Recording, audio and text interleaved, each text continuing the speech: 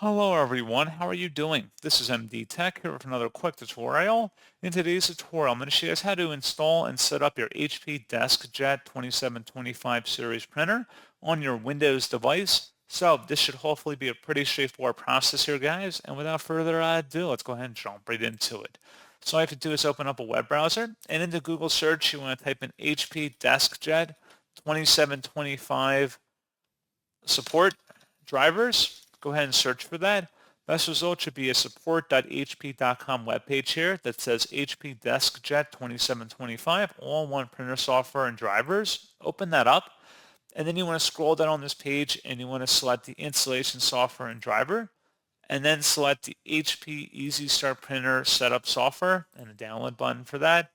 And then once it's downloaded, go ahead and open up that file and let it extract here.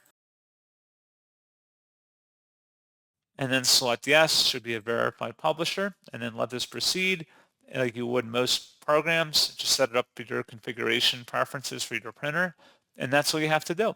So as always, thank you guys for watching this brief tutorial. Do hope that I was able to help you out, and I do look forward to catching you all in the next tutorial. Goodbye.